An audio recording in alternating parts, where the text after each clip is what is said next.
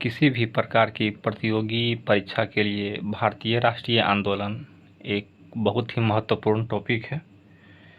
तो मैं प्रयास करूंगा कि वो सारी चीज़ें मैं आप लोग को कवर करा दूं, ताकि एग्ज़ाम में आप लोगों को किसी प्रकार की परेशानी नहीं हो। तो भारतीय राष्ट्रीय आंदोलन में आज हम लोग भारतीय राष्ट्रीय कांग्रेस की स्थापना, जो कि 1885 ईस्वी में हुई थी, तो 1885 ईस्वी से आज मैं प्रारंभ कर 1947 तक, भारत की आज़ादी तक भारतीय राष्ट्रीय आंदोलन में यहाँ तक की बात मैं आप लोगों से करूँगा। तो 1885 ईस्वी में भारतीय राष्ट्रीय कांग्रेस की स्थापना होती है। इसके पीछे कौन सी वजह थी तथा भारतीय राष्ट्रीय कांग्रेस की स्थापना का क्या उद्देश्य था, वो सारी चीज़ मैं आज इस वीडियो में आप लोगों के सामने चर्चा करूँगा। तो भारतीय राष्ट्रीय कांग्रेस की स्थापना की आवश्यकता क्यों पड़ी? आपको पता है कि 1857 में एक बहुत ही महत्वपूर्ण विद्रोह भारतीय स्वतंत्रता के लिए हुआ था, जिसे 1857 की क्रांति, आप लोग शायद बहुत से लोग पढ़े भी होंगे, लेकिन अगर जिन लोग को इसके बारे में जानकारी नहीं है तो मैं 1857 की क्रांति के ही बारे में आप लोगों को आने वाले कुछ वीडियो में इस आंदोलन की भी चर्चा करूँगा। तो 1857 की क्रांति के बाद भारतीयों में राष्ट्रवाद की भावना तेजी से विकसित हो रही थी। सभी लोग चाह रहे थे कि ये अंग्रेज सरकार से भारतीयों को स्वतंत्र कराया जाए। अनेक संगठन अपने अपने प्रांत स्तर पे बनी हुई थी, लेकिन एक ऐसे संगठन की आवश्यकता थी जो कि अखिल भारतीय स्तर पे हो और अंग्रेज से लोहा लेने के लिए तत्पर रहे। तो उसी प्रकार की एक संगठन की आवश्यकता हो जो कि पूरे देश का नेतृत्व करे। संगठन बहुत सारी थी जो कि अपने अपने प्रांत स्तर पे, राज्य स्तर पे थी, लेकिन अखिल भारतीय स्तर पर किसी भी प्रकार की कोई संगठन नहीं थी। तो आवश्यकता थी।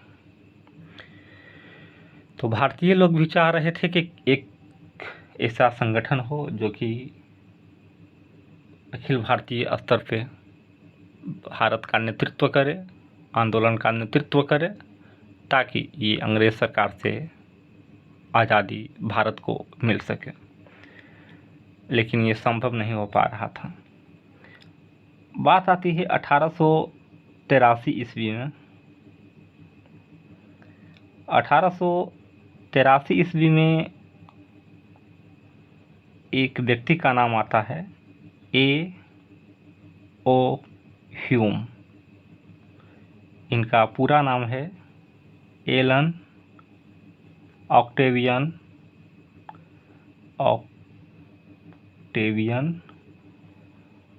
ह्यूम। एलन ऑक्टेवियन ह्यूम ये एक स्वीडन निवासी थे। स्वीडन निवासी थे, लेकिन भारत में कार्यरत थे अंग्रेज सरकार के अंतर्गत। अर्थात ये कह सकते हैं कि भारत में कर्मचारी थे, भारत में एक कर्मचारी थे, अंग्रेजी शासन के अंतर्गत भारत में अपना ये जॉब कर रहे थे। लेकिन सेवानिवृत्त जब हो गए तो 1883 ईस्वी में जो भी प्रांत स्तर पर संगठन थी, जो भी प्रांत स्तर पे संगठन थी, सभी के नेताओं से इन्होंने मिला और ये इनकी इच्छा थी कि एक अखिल भारतीय स्तर पर एक ऐसा संगठन हो जो कि भारतीय स्वतंत्रता के लिए काम करे। तो भारत के अनेक नेताओं से, राष्ट्रवादी नेताओं से मिलने के बाद इन्होंने 1884 ईस्वी में 1884 में भारतीय राष्ट्रीय संघ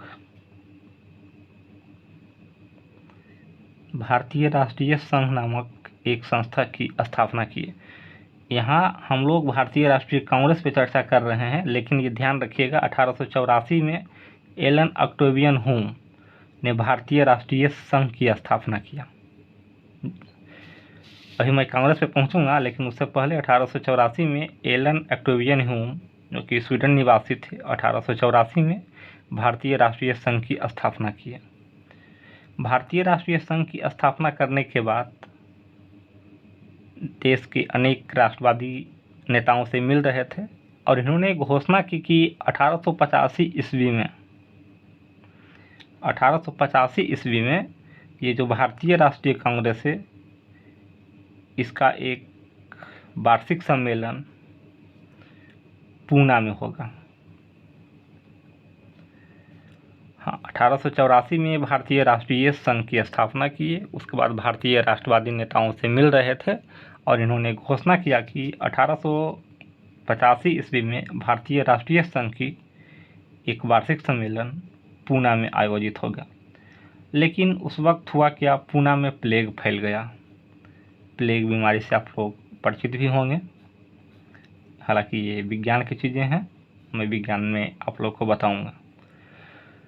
तो पूना में प्लेग फैल जाने के कारण पूना के स्थान 1885 में ये वार्षिक सम्मेलन नहीं हो पाया और ये वार्षिक सम्मेलन 1885 में मुंबई में हुआ।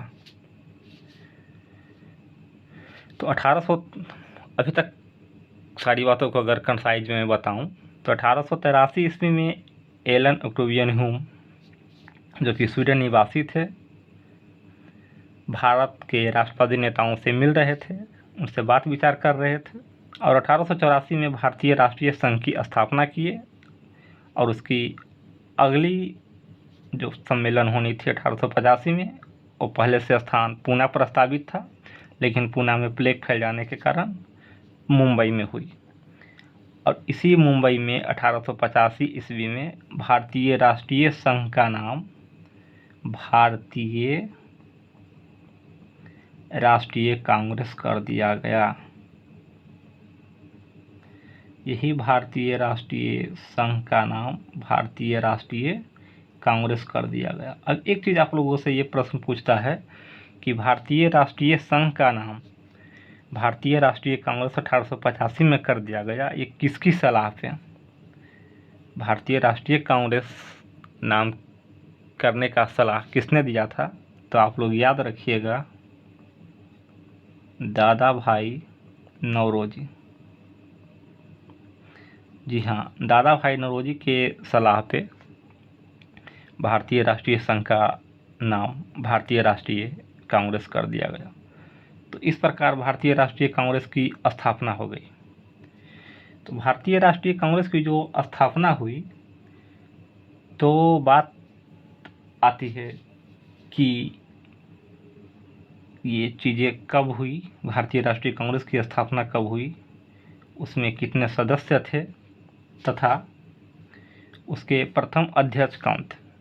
तो वो सारी चीज़ें मैं आप लोगों को बता रहा हूँ। तो भारतीय राष्ट्रीय कांग्रेस की स्थापना एलन ऑक्टेवियन ह्यूम ने किया, क्योंकि ये उन्हीं की संस्था थी, संगठन थी, भारतीय राष्ट्रीय संघ, और उसी का नाम दादा भाई नौरोजी के सलाह पे बदला गया और उसे भारतीय राष्ट्रीय कांग्रेस नाम दिया गया।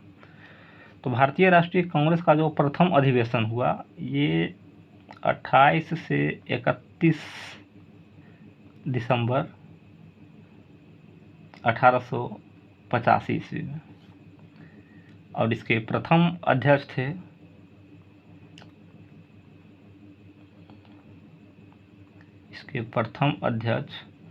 WC बनर्जी थे। और ये स्थान पूछता है कि किस स्थान पे इसका पहला सम्मेलन हुआ था, पहली मीटिंग हुई थी। तो वो लिखिएगा, सम्मेलन स्थान गोकुलदास तेजपाल संस्कृत विश्वविद्यालय महाविद्यालय लिखिएगा।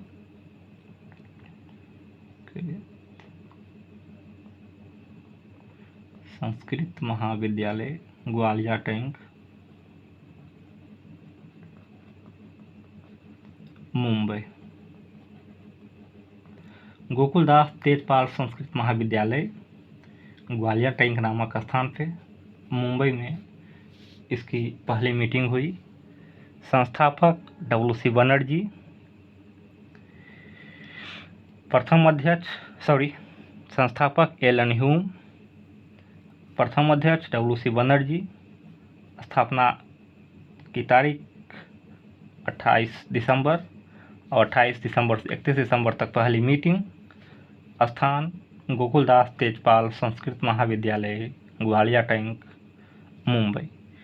तो कांग्रेस की स्थापना से ये सारी चीज़ें आशा करता हूँ कि आप लोग को क्लियर हो गया होगा। अगर किसी प्रकार को कोई दिक्कत हो तो आप लोग कमेंट के माध्यम से अपना प्रश्न रख सकते हैं।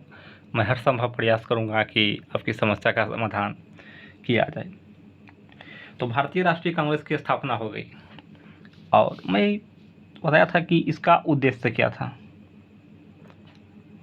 मैं आपको पहले भी बताया था इसी वीडियो में कि अनेक छोटे छोटे संगठन प्रांत स्तर पे थे, लेकिन एक अखिल भारतीय स्तर पे संगठन चाहिए था।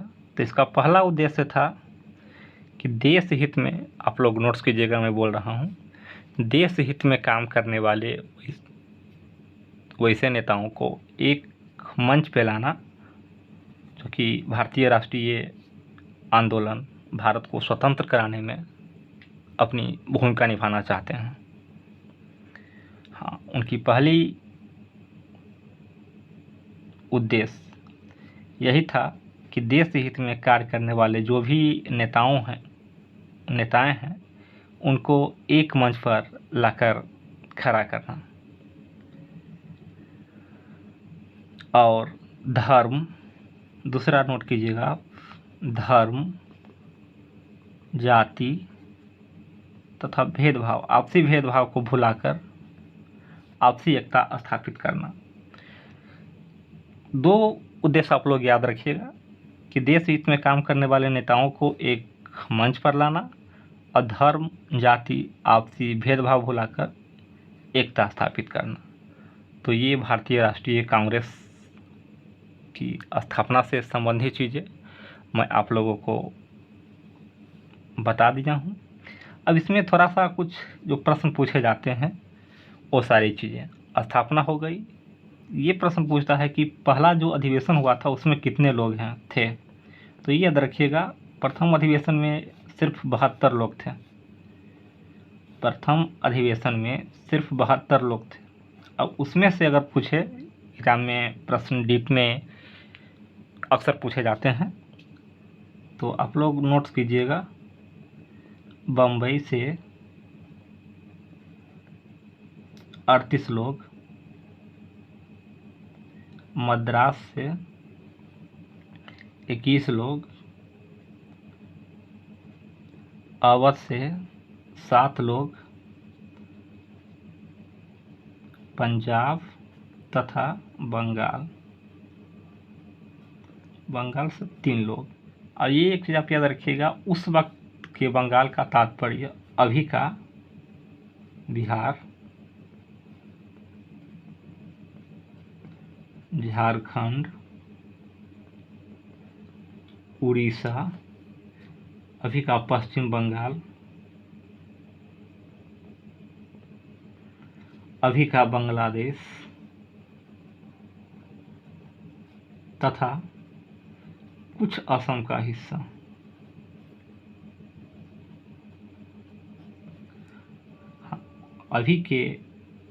उस वक्त के बंगाल का तात्पर्य अभी का बिहार, झारखंड, उड़ीसा, पश्चिम बंगाल, बांग्लादेश तथा कुछ असम का हिस्सा उस वक्त के बंगाल में आता था।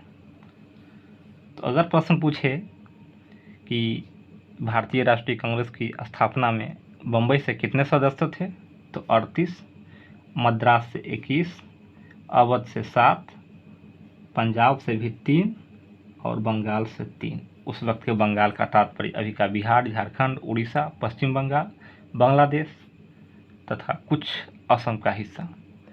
तो ये सारी चीज़ें भारतीय राष्ट्रीय कांग्रेस की स्थापना से हुई। अब भारतीय राष्ट्रीय कांग्रेस की स्थापना हुई, इसके बारे में लोगों का कुछ मंतव्य था, वो बातें आप लोग नोट कीजिएगा। डफरिन जो था, उस समय भारतीय राष्ट्रीय कांग्रेस की स्थापना के समय भारत का गवर्नर जनरल था। इसने कहा था कांग्रेस मात्र सूक्ष्मदर्शी अल्पसंख्यक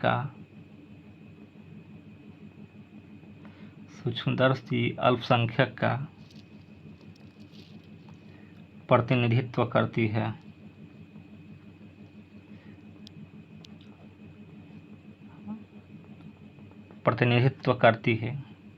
कर्जन, जिसकी देन ये है कि 1905 में इन्होंने बंगाल का विभाजन किया था, उसकी भी चर्चा मैं आगे आप लोग को करूँगा। कर्जन कहा था कांग्रेस अपने पतन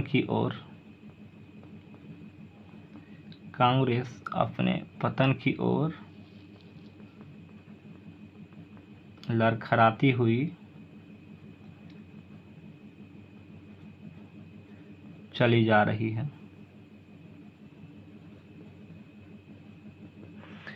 इतनी सारी चीज़ें आप लोग नोट्स कर लिए होंगे, मैं भी इसे मिटाता हूँ ताकि जगह कम है, मुझे और भी चीज़ें कुछ लिखना है।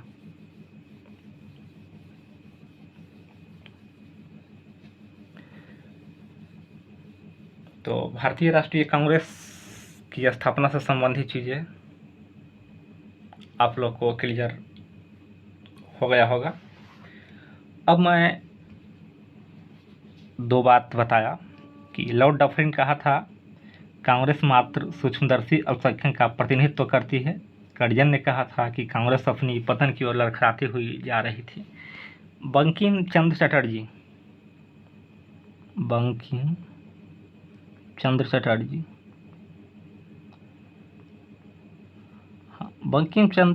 चटर्जी ने कहा कि कांग्रेस के लोग पदों के भूखे राजनीतिज्ञ हैं।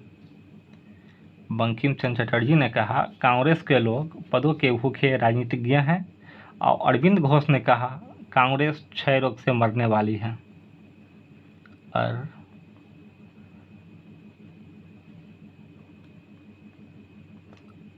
अरविंद घोष, मार्कर नहीं चल रहा है, आप लोग नोट कर लीजिएगा, मैं बोल रहा हूँ कांग्रेस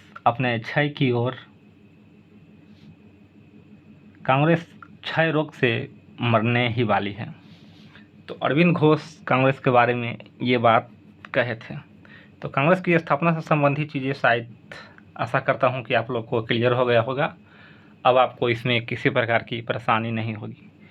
अब बात आती है कांग्रेस के दूसरे अधिवेशन की। कांग्रेस का पहला अधिवेशन हुआ, लोगों ने अपनी मांग रखी। हालांकि कांग्रेस के अधिवेशन, जो भी अधिवेशन हुए, उसकी चर्चा, जो भी महत्वपूर्ण अधिवेशन है उसकी चर्चा मैं एक अलग वीडियो में करूंगा। फिलहाल कांग्रेस की स्थापना हुई है 1885 में। तो एक दो चीज़ें यहाँ से प्रश्न पूछे जाते हैं अधिवेशन से, जो कि आप लोग याद रखिएगा। जैसे में कांग्रेस की स्थापना 1885 में हुई, प्रथम अध्यक्ष WC बनर्जी। दूसरा अधिवेशन कलकत्ता, आप लोग तीसरा याद रखिएगा मद्रास, और चौथा अधिवेशन इलाहाबाद अर्थात प्रयागराज। हाँ, तो कलकत्ता जो अधिवेशन हुई थी उसकी अध्यक्षता दादा भाई नौरोजी ने किया था। मद्रास में जो कांग्रेस की अधिवेशन हुआ था उसकी अध्यक्षता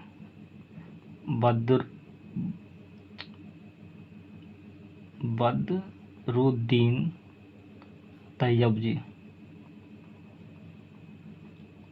बदरुद्दीन तैयब जी किए थे, तथा चौथा जो इलाहाबाद में हुआ था इसकी अध्यक्षता जॉर्ज यूले। अब यहाँ से प्रश्न आता है कि भारतीय राष्ट्रीय कांग्रेस के प्रथम मुस्लिम अध्यक्ष कौन थे? तो यहाँ आप देख रहे होंगे ये बदरुद्दीन तैयब जी प्रथम मुस्लिम अध्यक्ष बदरुद्दीन तैयब जी थे, जो कि तीसरा अधिवेशन जो मद्रास में हुआ था उसकी अध्यक्षता किए। अगला प्रश्न आता है एग्जाम में कि भारतीय राष्ट्रीय कांग्रेस के प्रथम अंग्रेज अध्यक्ष कौन थे? तो उसमें जॉर्ज यूले का नाम आता है, जो कि प्रथम अंग्रेज अध्यक्ष थे। कांग्रेस की स्थापना तथा प्रथम, द्वितीय, तृतीय जो अधिवेशन हुई उसकी चर्चा मैं आप लोगों से किया। तो आशा करता हूं कि कांग्रेस की स्थापना से संबंधित सारी चीज़ें आप लोगों को क्लियर हो गया होगा। हाँ, एक चीज़ और नोट कीजिएगा कि दूसरा जो अधिवेशन हुआ था उसमें 434 लोग। देख लीजिए कितना तेज़ी से ये संगठन विस्तृत हो रही है। जहाँ प्रथम अधिवेशन में मात्र 72 लोग थे, दूसरा में 434 हो गए।